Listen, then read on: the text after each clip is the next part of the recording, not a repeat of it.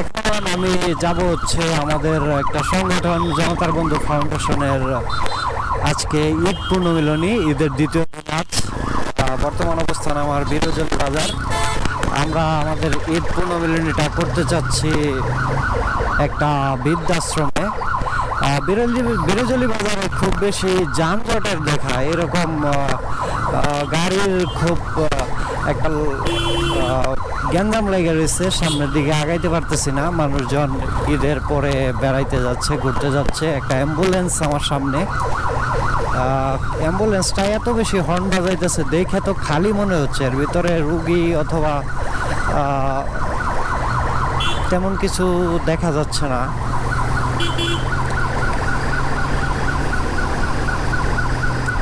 এইখান থেকে পাকুন্দিয়ার দূরত্ব 15 কিলোমিটার। এটা হচ্ছে উজলি বাজার, আমতলি। আর আমি হচ্ছে সামনের দিকেই রয়েছে বৃদ্ধাশ্রমটি, সেই বৃদ্ধাশ্রমেই যাচ্ছি, বৃদ্ধাশ্রমের রাস্তায়। মহাখালী টু কটিয়াদি গামী বাস আমার সামনে রয়েছে, জলসিঁড়ি পরিবহন। এই বাস কোম্পানিগুলো অনেক বছর ধরেই এই এলাকায় ব্যবসা করে আসতেছে। রাস্তায় প্রচুর ধুলোবালি। এটাও কিন্তু বিরোজলি গ্রামের দৃশ্য আপনারা দেখতে পাচ্ছেন। এই এলাকায় রাস্তার ধারে এইভাবে ঝুলিয়ে আনারস বিক্রি করা হয়, একেবারে অথেন্টিক আনারস, কোনো ধরনের কেমিক্যাল কিন্তু থাকে না। এইগুলো আপনারা এই এলাকায় আসলে সংগ্রহ করতে পারবেন। এটা বীর উজলি কাপাসিয়ার টুক ইউনিয়নের একটি অংশ। রাস্তার পাশে এরকম আনারসের অস্থায়ী দোকান, বেশ কয়েকটা দোকান, 4-5টা দোকান অলরেডি আমি ক্রস করছি।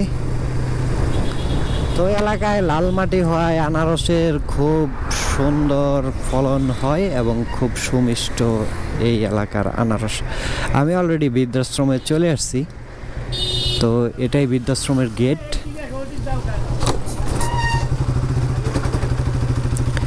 সামনেই বৃদ্ধাশ্রম। আমাদের জনতার বন্ধু ফাউন্ডেশনের ঈদ পূর্ণমিলনীর অনুষ্ঠান এটার ভিতরেই হওয়ার কথা। আব্দুল আলী সেবাশ্রম বৃদ্ধাশ্রম, ওইটার ভিতরেই অলরেডি ভাই ব্রাদার সবাই চলে আসছে। বাইকগুলা সম্ভবত ওদেরই।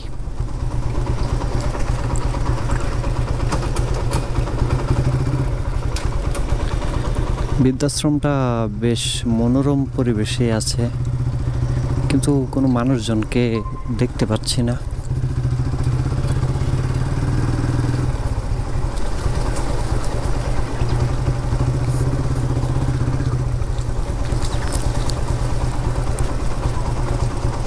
অলরেডি আমি বৃদ্ধাশ্রমের ভিতরে চলে আসছি। ওরা সম্ভবত অনুষ্ঠানটা শুরু করে দিছে। আমি একটু লেট।